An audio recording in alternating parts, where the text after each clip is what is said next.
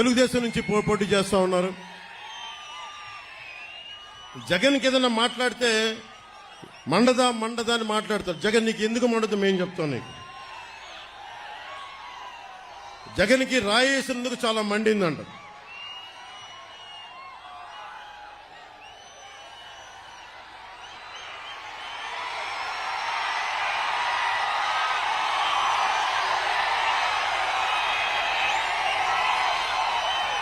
నీకు రాయి తగిలినందుకు ఎంత మండితే నీ పాలనలో ప్రజలకు ఎంత మండిందో చెప్తాం.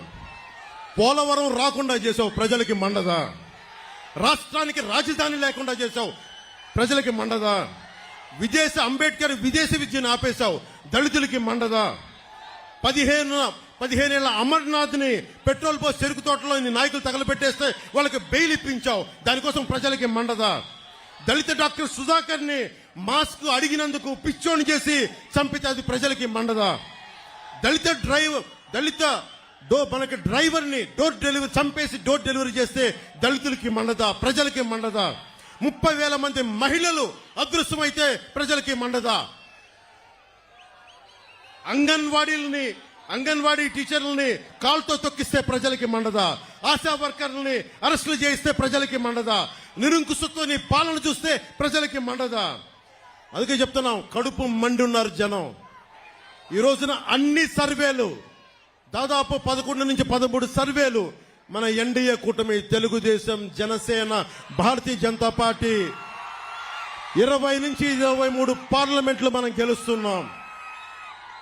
జగన్ కి మొన్న అడుగుతా ఉన్నాడు, వై నాట్ 175, వై నాట్ 175 అంటున్నాడు. బందర్ నుంచి చెప్తున్నాం, వై నాట్ 15? 150కి వచ్చిన ఒక్కటి కొడితే 15 చాలు జగన్కి. 15 చాలు జగన్కి. మీరు ఆలోచించండి, మీ భవిష్యత్తు కోసం.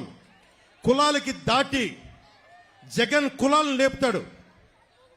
చంద్రబాబు గారి సామాజిక వర్గం చేత తిట్టిస్తాడు, నన్నేమో నా సామాజిక వర్గం చేత తిట్టిస్తాడు. ప్రతి ఒక్కరిని వారి కులాల చేత తిట్టిస్తాడు. ఇక్కడున్న ఈ ఆకు రౌడీ ఎమ్మెల్యేని అడుగుతున్నా, నేను నీ కులం అయితే నీకు నోరు అలుసా? నీకు మేము కాపు అని చెప్పి బూతులు తిడతావా? నువ్వు ఏమనుకోలేదు, బలుపు అనుకోవాలా? ఏమనుకోవాలి? వెళ్ళి నువ్వు ఊడిగం చేసుకో, అక్కడికి వెళ్ళి జగన్ దగ్గరికి వెళ్ళి ఊడిగం చేసుకో. కుక్క పిల్లలాగా కూర్చొని పాకు. మమ్మల్ని మాట్లాడకు, జాగ్రత్త. ఒళ్ళు దగ్గర పెట్టుకొని మాట్లాడు, ఎక్కువ మాట్లాడుకో. తమాషాలుగా ఉంది ఒక్కొక్కడికి, కడుపు మండదా మాకు?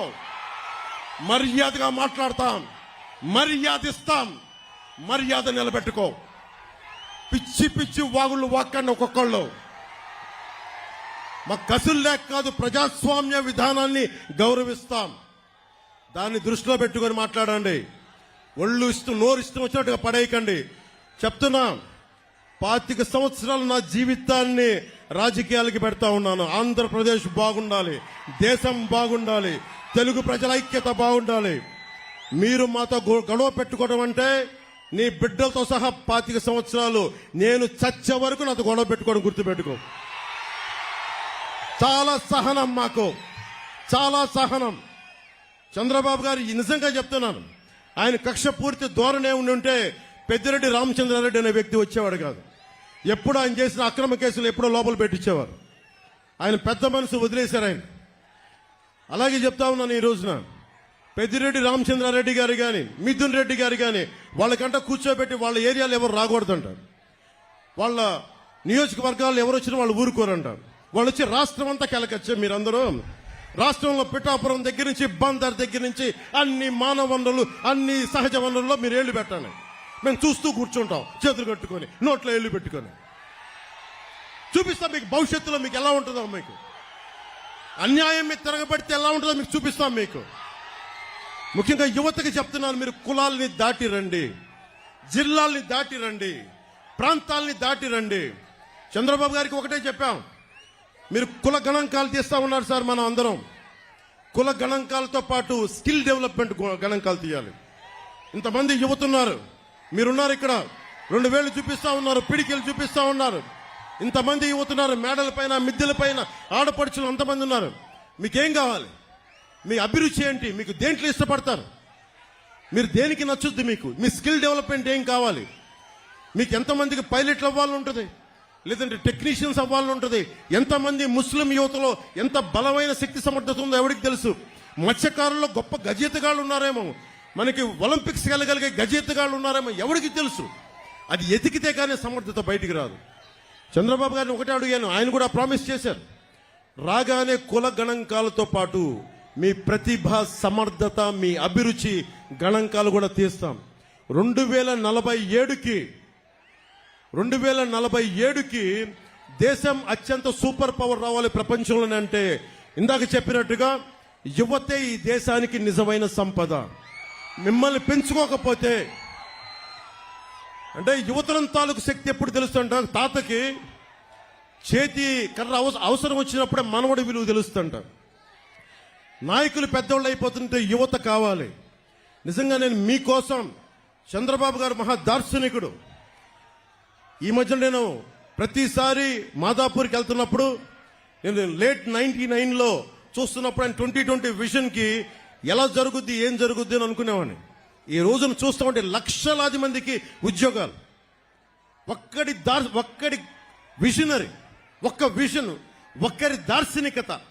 ఏం కావాలి? ఆయన నిజంగా డబ్బే సంపాదించాలంటే కూర్చోబెట్టి దాంట్లో నా 100 ఎకరాలు 200 ఎకరాలు తీసుకోవచ్చు కదా. ఆయన ఏ రోజు అవి చేయలే. ఆయన చేసిందల్లా చాలా సంపద సృష్టించాడు. సంపద సృష్టించడం చాలా కష్టమైన పని. దానాలు ధర్మాలు చేయడం ఈజీ. నేనే కౌలు రైతులకి అన్ని కోట్ల రూపాయలు ఇచ్చానంటే నాకు సంపదని సంపాదించే శక్తి ఉంది చిరంజీవి గారి దయ వల్ల. ఆయన ఒక స్కిల్ డెవలప్మెంట్ నాకు ఇస్తే ఆ సంపదను సంపాదించి కౌలు రైతులకి పెట్టగలిగాను. నేనే ఇన్ని కోట్లు సంపాదించి కౌలు రైతులకి ఇస్తే ఇంతమంది యువతకి స్కిల్ డెవలప్మెంట్కి రేపొద్దున మన ఎన్డీఏ ప్రభుత్వం ఆయన అనుభవంతో కనుక వస్తే ఎంతమంది చేయగలరు. ఇందాక చంద్రబాబు గారు నేను కారులో మాట్లాడుకుంటుంటే కార్పొరేట్ సోషల్ రెస్పాన్సిబిలిటీతో పాటు నిజంగా డబ్బు సంపాదించిన ప్రతి ఒక్కళ్ళు టాప్ 10 పీపుల్ 10% మంది అట్టడుగు వర్గాల్లో ఉన్న 30% నిజంగా సంపద క్రియేట్ చేయగలిగితే